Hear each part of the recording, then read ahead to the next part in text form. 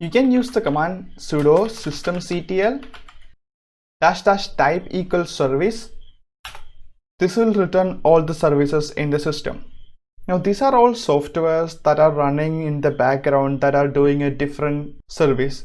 For example, here you can see Esc.sh is running as a service, and then there are a bunch of other services that are needed by the system. Now we can see which all services are actually running at this moment.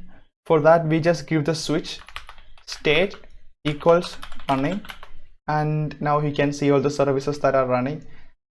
And here you can see that Nginx is already running.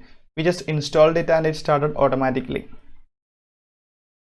So this is how you use the command sudo systemctl, then which operation that we need to do, start, stop, status, enable or disable, and then the service name. So in the case of Nginx, we do sudo systemctl start Nginx. You can see the status of the service by using status, and here you can see that it's active and is running. Now you can stop this using stop, obviously. And if you check the status again, you can see that it's inactive or dead. Okay, so we talked about start, stop, and status. Now what is this enable and disable? Well, that means to enable them or disable them from boot. When you enable a service, it will be automatically started when the system boots. If you disable that, it will not be started automatically. You will have to start it manually. Okay, let me go ahead and start Nginx. Okay, Nginx is running now. Here you can see that Nginx is running with this command user sbin nginx, which is the binary of Nginx itself, and then -g and daemon on.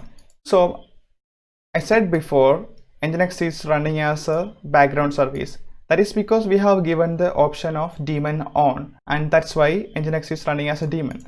Now we can run it without running in the background. Let me just go ahead and stop Nginx. So now Nginx is not running. We can do Nginx -g daemon off. Okay, here it said Nginx command not found. Now if you have watched the video where I explained path variable, you will understand why it happened. It is because our path variable does not contain /user/sbin, this one, and that is why command not found.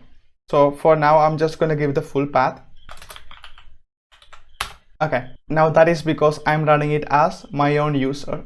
This is how you read the error. There's no complication, you just literally read the error. Don't be afraid of it, just read it. So it says alert, could not open error log file. Var log nginx error.log failed. Permission denied. So this just means that we were not able to open this file as my user because of a permission issue. Now if you take a look at this file, do ls-l and then this file, you can see that as we talked about in the previous user permission session, the user is www-data and the group is ADM, and the user has the read-write permission and the group has read-only permission, but others don't have any permission, and that's why it was erroring here with this error. Sorry, this error. So now I'm just going to use sudo. Let me just clear it using Ctrl-L. Sudo, and now it is actually running in the foreground. Nginx is running right now and it's running in the foreground, and I'm going to open the IP address 192.168.0.110. okay, here you can see that the default page of Nginx has loaded. Welcome to Nginx. Now this is the IP address of our Debian virtual machine, this one. Now if I press Ctrl-C, now the Nginx process is killed.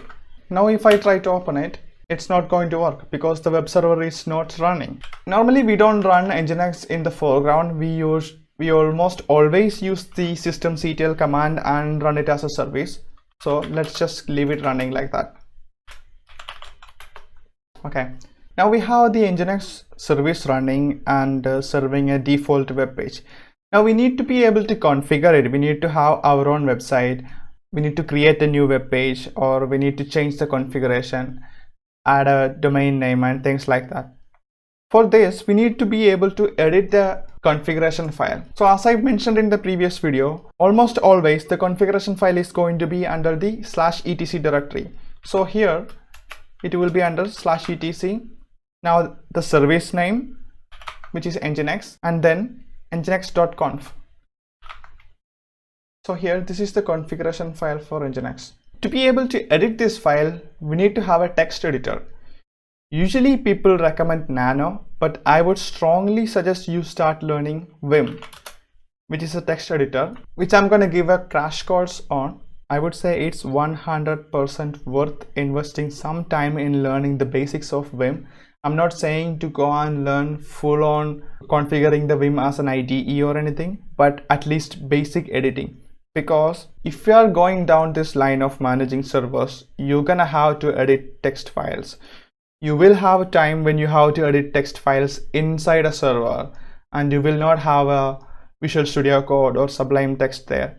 You will have to edit using basic text editors like Vim. And most people just say just use Nano because it's easy. But I would say the benefits of understanding or learning Vim is so much more. You can get things done so much quickly and efficiently if you know how to use Vim. Now I can sit here and preach about the greatness of Vim for an hour and still be left with a lot more things to say about Vim. But here I'm gonna show you some basic commands or the simplest way to use Vim. Okay, Vim. To create or edit a file, you just simply type Vim space the file name. Now, Vim has two modes. Actually, Vim has many modes, but right now we are going to talk about normal mode and insert mode. So by default, when you open any text file, text editor, for example, if you open Sublime Text, it's by default in the insert mode or edit mode, where you can just simply start typing and the text appears. Right now, that is insert mode. But in Vim, things are not as straightforward as it is on other text editors like Nano, for example. By default, Vim starts into a mode called normal mode. Now here, if I type some letters, for example, if I type in like 1 2 3 4 5 6, nothing happens because we are in this mode called normal mode. Now to switch from normal mode to insert mode, you press I or insert, and to switch from insert mode to normal mode, we press escape. So here I'm in insert mode. You can see the mode here. Now it's in insert. If I press escape, that goes away, and now it's in the normal mode. Again, back to insert mode. Now I can start typing as I would do on any normal text editor. Everything works as it should. Now, the age-old question of how do you quit Vim? How do you close this text editor? If you press Ctrl+C, nothing is going to happen. Actually, in the newer version of Vim, it's actually showing type :QA and press enter to abandon all changes and exit Vim. I think the developers have had enough about the memes, and they just gave the instruction on how to quit the Vim when you press Ctrl+C. Anyway, just because you press Ctrl+C doesn't mean it's gonna close Vim or nothing is going to happen. So you press Shift and semicolon or the colon, and if you do W and press enter, then it's going to save the file. As you can see, it's written the content. Let me add one more line. Now if you want to quit the text editor, you just press colon and Q. But I have made the change to the file and I'm trying to close it. It's saying no write since last change. It's simply saying that you have made changes, you may want to save it. So if I want to quit without saving the changes, I just do Q and the exclamation symbol and press enter. Now it didn't save the last line. Now if you want to save and quit, then you do WQ. This is the most used command in our normal day-to-day usage.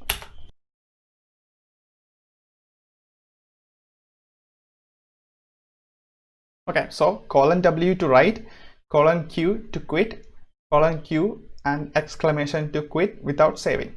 And that's all you need to know to get started with Vim. But I'm just going to give a few more basic useful features of Vim.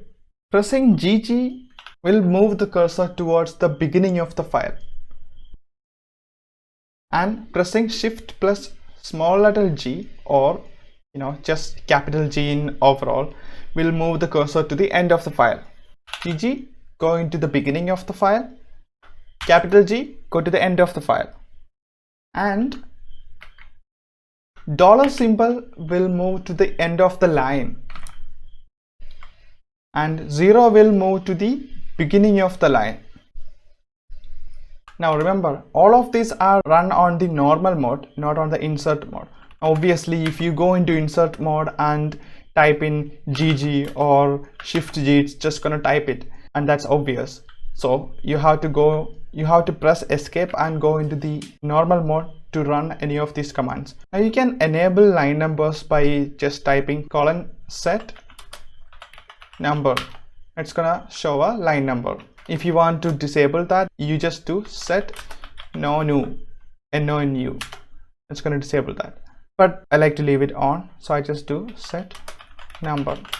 Now if you open Vim again, that set number is not gonna be effective. For that, Vim has this configuration file that is usually located at home directory .vimrc.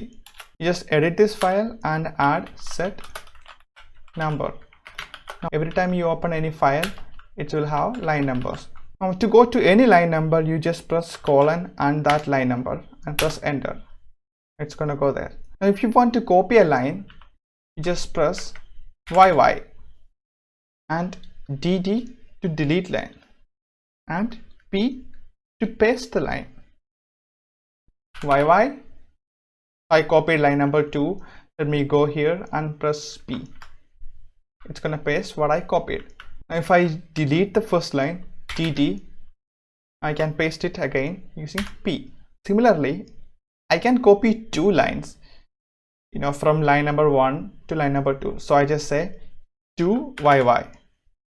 So if I come here and press P, it's gonna paste line number 1 and 2. Similarly, I can delete 2 lines, 2DD, and it's deleted. If I want to paste it, I can paste it. I bet Nano cannot do that. Now there's a lot more things that you can do with Vim. I suggest you watch some dedicated video on Vim and have an understanding of it if you're interested. But this is the basic that you need to get by. Just by knowing these commands, you will be able to edit any text file. You won't be able to do all these wizard level movements in Vim, but you will be able to get by. It takes a lot of time to make a video, and I would really appreciate if you guys could leave a thumbs up if you like the video, or a thumbs down if you dislike the video. It's up to you, but I would really appreciate if you do that. Thanks for watching. See you in the next one.